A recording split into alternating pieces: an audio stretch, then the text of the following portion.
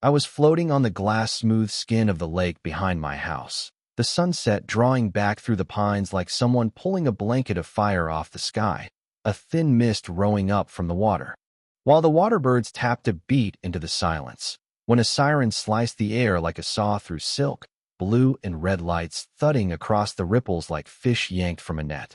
Deputy Alvarez's patrol car rolling over the pebble drive, stones popping, the wheels creaking, and at the property line, arms folded, a smile chalked cold on a blackboard, stood Madison Pierce, the new president of the Silver Birch Shores HOA, posing as if the moon and stars carried her signature on their undersides, and anyone who looked up owed her money.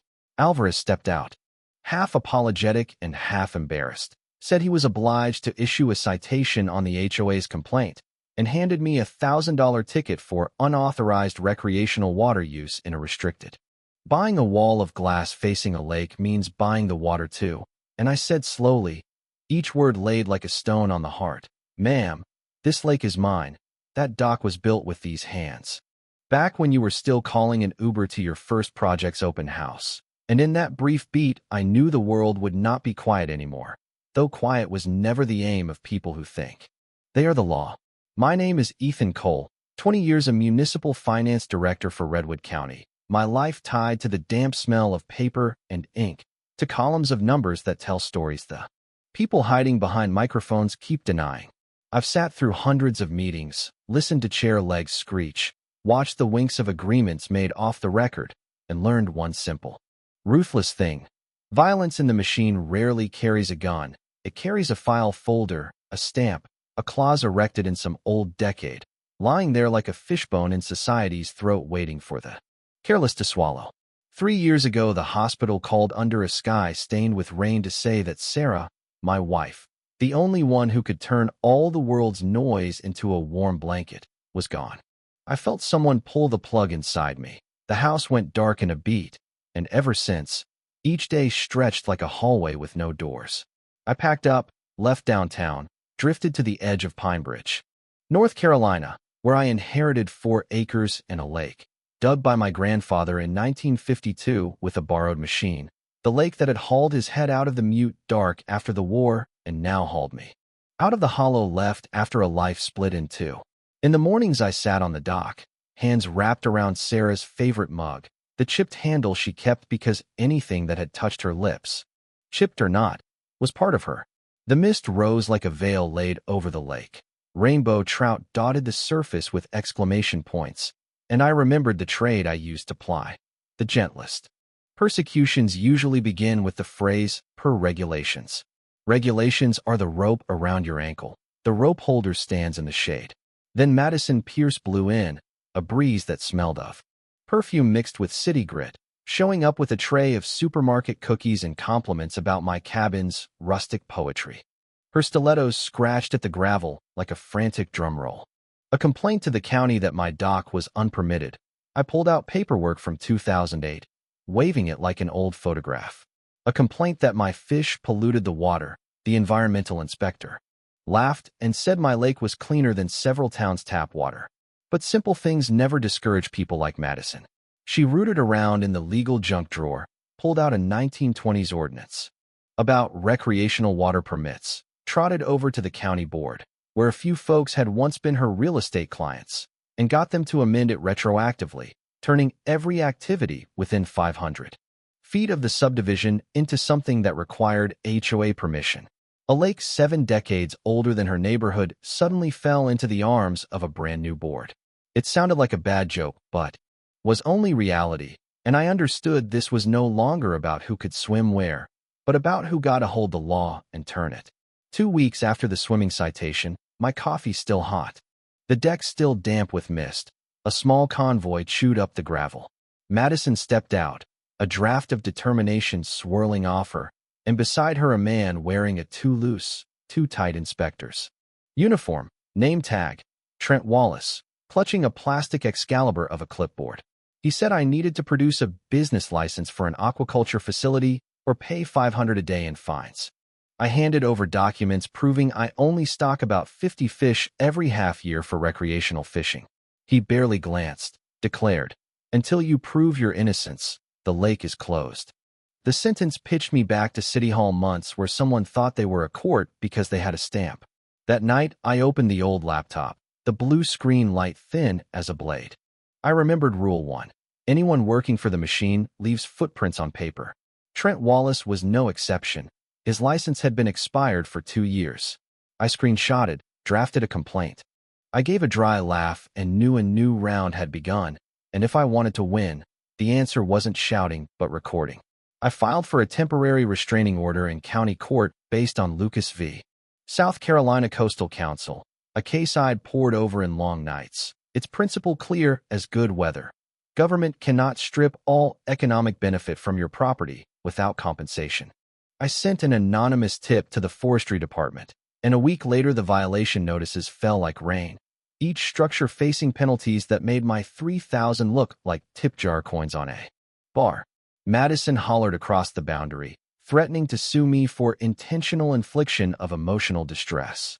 I handed her the court papers, ink still warm, said, "See you in court. Bring your checkbook and a good lawyer." And the sound of her heels twisting on gravel played like the best autumn song. But she didn't stop.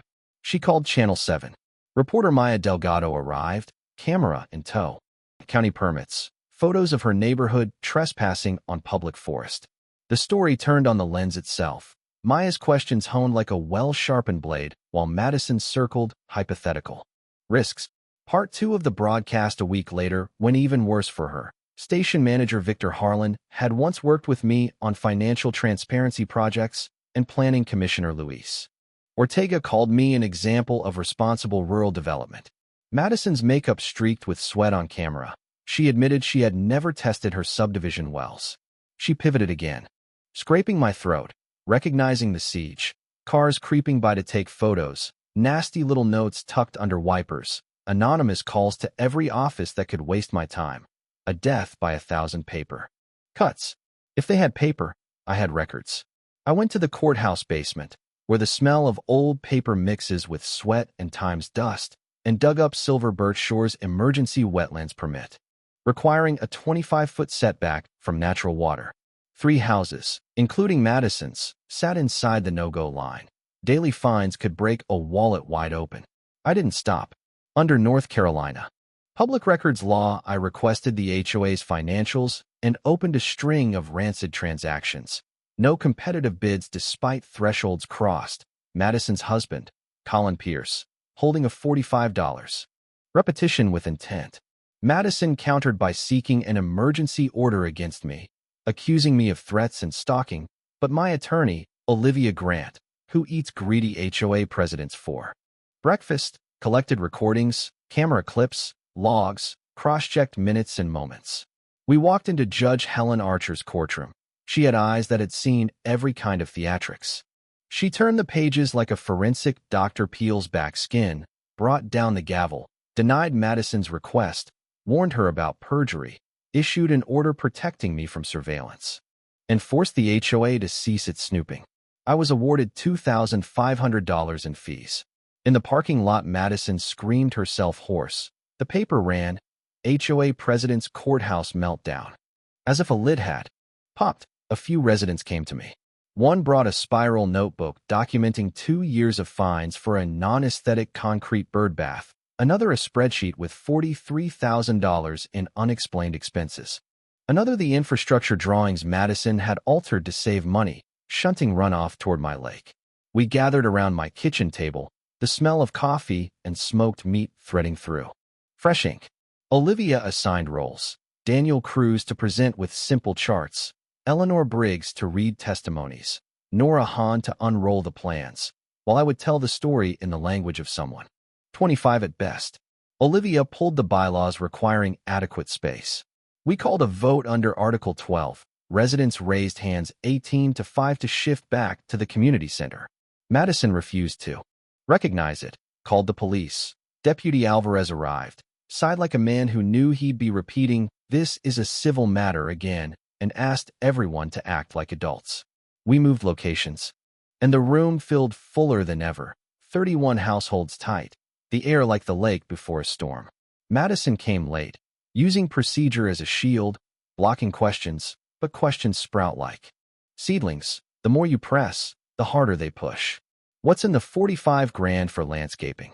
Why does the contract say daily pool service when security logs show weekly? Sweat stippled. The fire.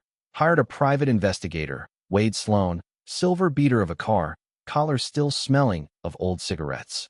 He slipped over fences, shot through Mrs. Patterson's windows, faked screenshots of threatening messages, even spread the lie that Sarah had killed herself. For the first time in a long while my hand trembled, not from fear, but from anger kept too long on a leash.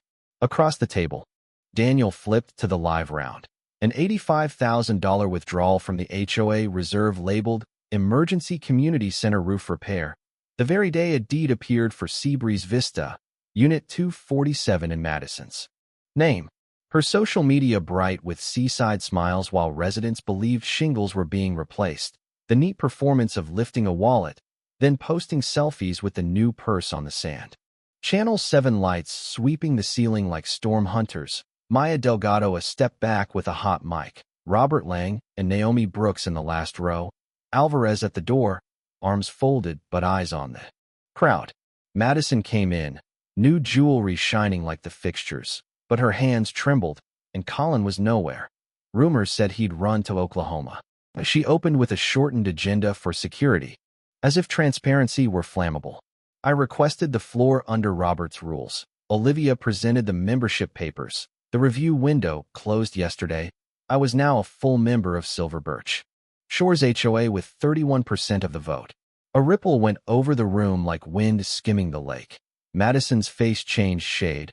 The power chair under her quietly pulled away. Legal fees routed to Madison's divorce attorney.